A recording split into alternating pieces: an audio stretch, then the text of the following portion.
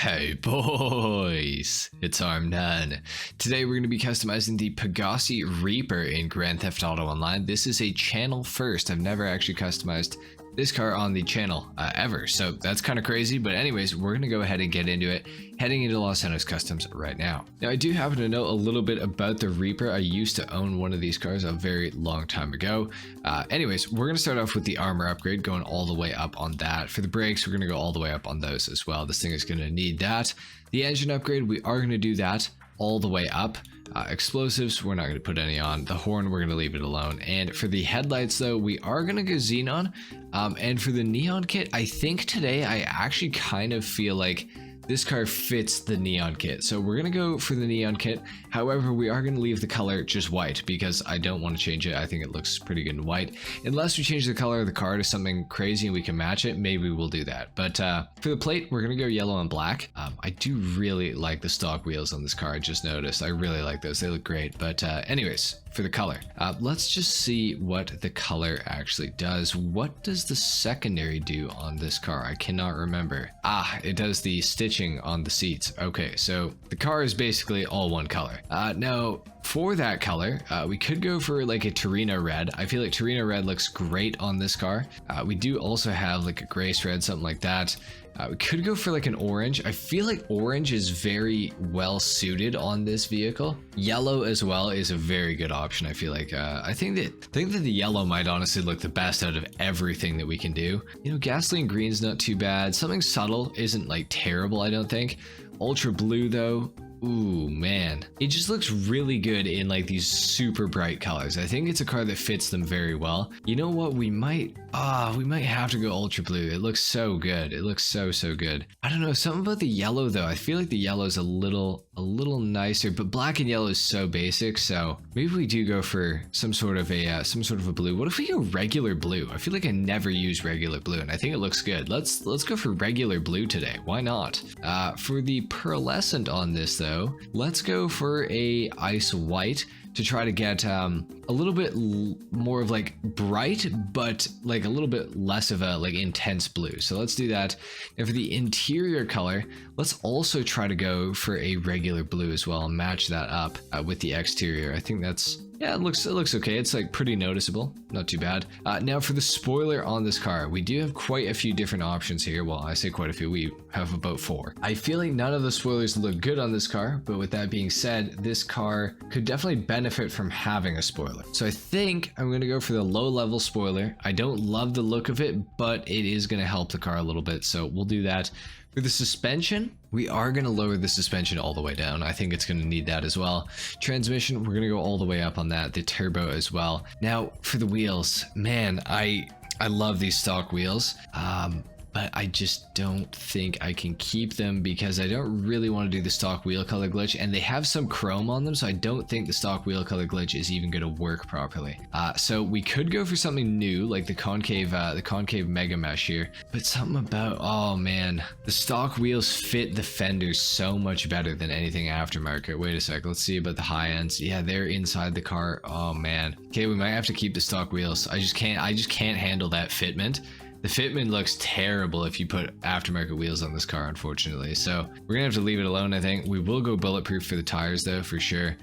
For the windows, we are gonna tint those all the way out today. Ah man, I'm so mad about that. Why did they make it so all the aftermarket wheels have to be so far under the fender line? That's so annoying. But anyway, that's pretty much all we could do to the Reaper. So let's bring this thing back outside. I know we were only in there for like 2 minutes, but here we are outside. I am liking how this has turned out. I like the color a lot, actually. The color looks really good. Now I still do have that white underglow or the neon kit, but I think it kind of works with this. I feel like it's pretty nice.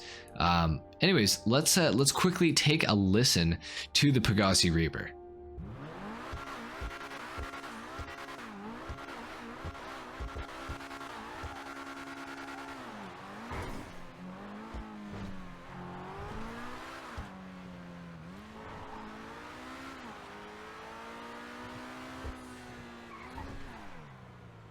Unfortunately, it's not the greatest sounding car. It sounds like a pretty basic Pegassi in GTA. It kind of sounds like all the rest of them.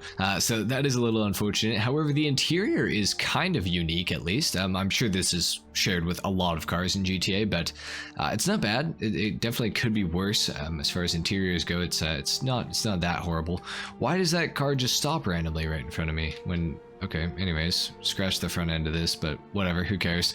The Pegassi Reaper, I remember when this car first got released into Grand Theft Auto Online, and I remember I was like, man, they finally released a Huracan into GTA, like, I'm so happy about this. And then I realized that it's actually the Lykan Hypersport, but I would say it's got elements of both cars, but I would say it's primarily based on the Lykan Hypersport, which is an interesting car in real life.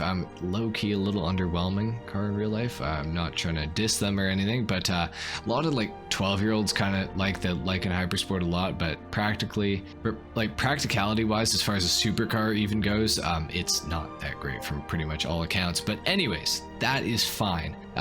Because the Pegassi Reaper in GTA is actually not nearly as bad as I remember it being. I remember actually hating the Pegassi Reaper once I got my hands on one back in the day.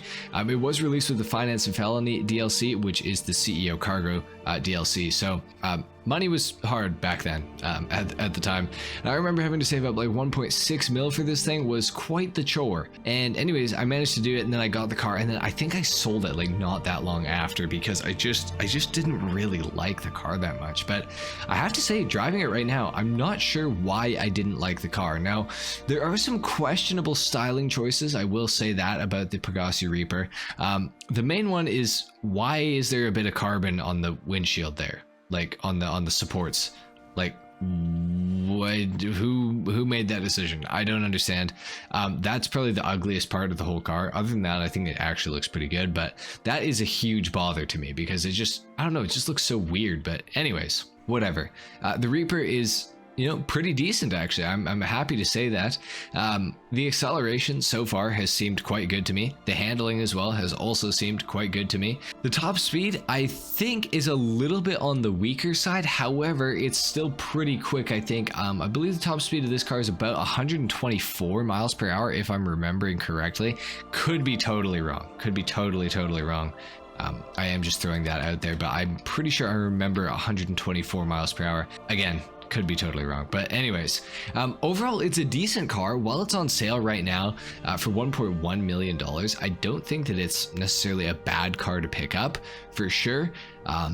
If you guys are watching this in the future when it's at full price, I can't necessarily say for 1.5 mil or 1.6 mil that I would say to purchase the car unless you have a lot of extra money and you've already bought a lot of other things in the game, like the Night Shark and some good vehicles for free mode, some helpful vehicles for yourselves, some helicopters, planes, all that sort of stuff. But if you're kind of balling in GTA, you've got most of your businesses set up and everything like that, if you want to purchase the Reaper for 1.6, not a bad car, honestly, not terrible.